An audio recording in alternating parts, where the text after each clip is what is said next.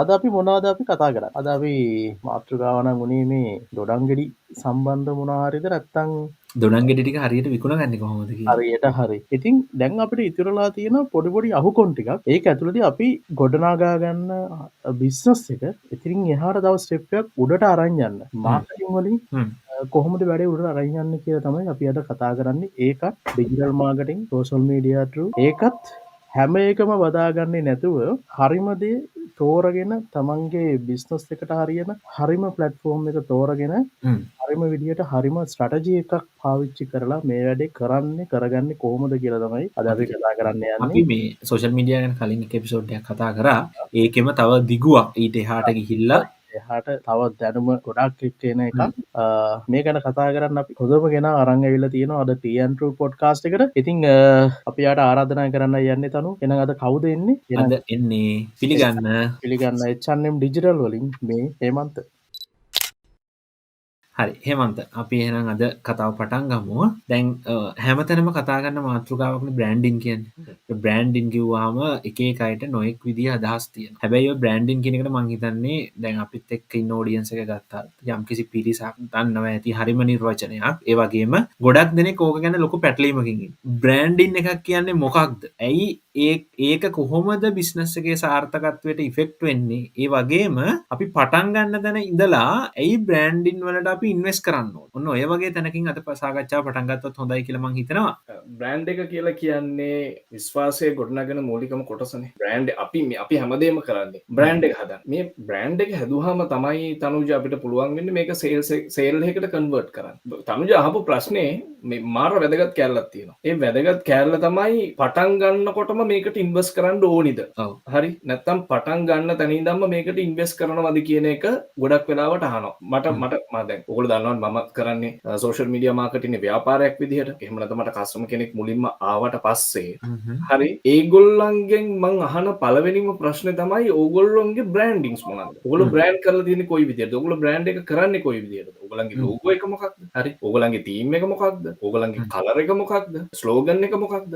සමහර වෙලාවට අපි ළඟට එනවා අවුරුදු 2 3 පරණ කම්පැනිස් තනුජ ලෝගෝ එක කොහොම හරි හදාගෙන එනවා. සමහර වෙලාවට මේ ඒගොල්ලන්ට හරියට ස්ලෝගන් එකක් නැහැ. හරි කලර් තීම් එකක් පාවිච්චි කරලා නැහැ. හරි. එතකොට මෙන්න මතක තියාගන්න ඕනේ ඒකට හේතුව තමයි බිස්නස් එක ව්‍යාපාරය ආරම්භ කරලා තියෙනවා. ව්‍යාපාරයේ පාත්වගෙන ගිහිල්ලා තියෙනවා. හැබැයි එවෑනස් එක හදාගන්න බ්‍රෑන්ඩින් වලට මුලින් ඉඳලා ඒගොල්ලෝ ඉන්වෙස්ට්මන්ට් එකක් කරලා නැහැ. රයිට්. සෝෂල් මීඩියා මාකටිං ටික කරලා නැහැ. සෝෂල් මීඩියා මාකටිං ටික හරහා බ්‍රෑන්ඩින් එක හදලා නැහැ. එතකොට බ්‍රෑන්ඩින් එක කියලා කියන්නේ විශ්වාසය ගොඩනගන මූලිකම කොටස. UK වෙළඳපොළ කියන එක අපි ගත්තාම තනුජ තරඟකාරීත්වය බොහොම වැඩි. හරි.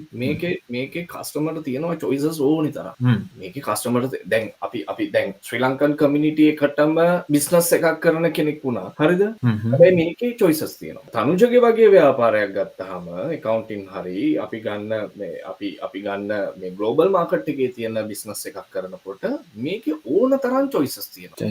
මොකේජ් එකක් ගත්තාම සිංහල එක්කෙනාගෙන්ම ගන්න ඕනේ නැහැ. account කරනවා නම් අපෙන්ම කරගන්න ඕනේ නැහැ. insurance එකක් කරනවා අපෙන්ම කරගන්න ඕනේ නැහැ. අපේ සිංහල මිනිස්සුන්ටත් යන්න ඕන තරම් choices තියෙනවා. එතකොට එහෙම choices ඕනි තරම් තියෙනකොට අපි කොහොමද අපේ brand එක build කරන්නේ trust එක ඇති වෙන විදිහට. මම මේ කතාබහේ එක කතාවක් මම මේ බිමේ තියලා යන්න බලාපොරොත්තු වෙනවා දිනේෂ්. ඒ තමයි social media marketing කරනවා නම් trust එක තමයි sale එකක් විදිහට convert කරන්න ඕනේ. හොඳට මතක තියාගන්න මේ අපි හැම කතා කරන හැම දෙයක් ඇතුළෙම ට්‍රස්ට් එක තමයි හදන්නේ. ට්‍රස්ට් එක තමයි බිල්ඩ් කරන්නේ. මේ ට්‍රස්ට් එක තමයි මේ සෝෂල් මීඩියා මාකටිං වලදී අපි සේල් එකක් විදිහට කන්වර්ට් කරන්නේ. ඉතින් ඒ නිසා choices තියෙන මාකට් එකේ හරියට බ්‍රෑන්ඩ් එකක් පොසිෂන් කරන්න. හරියට බ්‍රෑන්ඩ් එකක් හදන්න.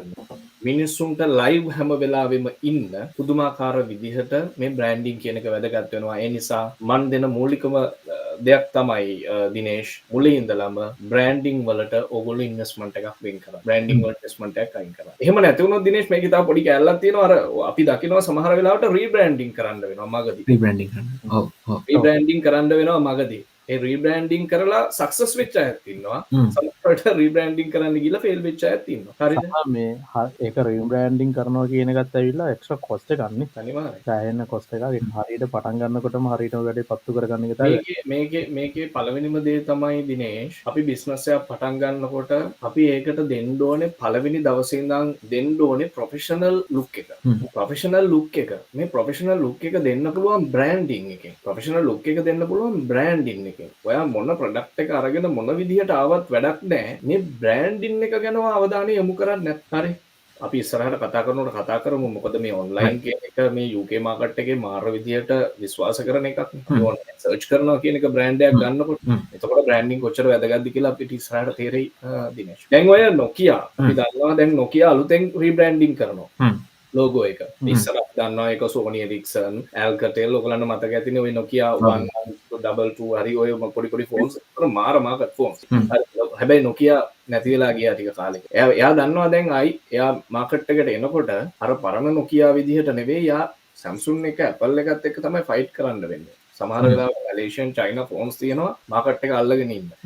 එතකොට මෙයා දැන් අලුතෙන් එන්නේ මේ බිම ඉඳන්ම අල්ලගෙන එන්නේ. රීබ්‍රෑන්ඩින් කරගෙන එන්නේ. හරි. එහෙම කරන්න වෙන වෙලාවල් තියෙනවා. සමහර වෙලාවට දැන් ඔයගොල්ලෝ දැකලා ඇති ලංකාවේ කාගිල්ස් රීබ්‍රෑන්ඩින් කරා. කීල්ස් රීබ්‍රෑන්ඩින් කරා. කප්රුක මට මතක විදියට ඒගොල්ලෝ ලෝගෝ එකේ වෙනස්කම් කරලා රීබ්‍රෑන්ඩින් එක කප්රුක කරා. TN Truth කරා. TN Truth රීබ්‍රෑන්ඩින් කරලා තියෙනවා දැන්. එතකොට මේ ඉතින් බ්‍රෑන්ඩින් කියන එක මාර වැදගත්. මේක දීර්ඝව කතා කරන්න ඕන ගාවක්. ඔව් එහෙමත්.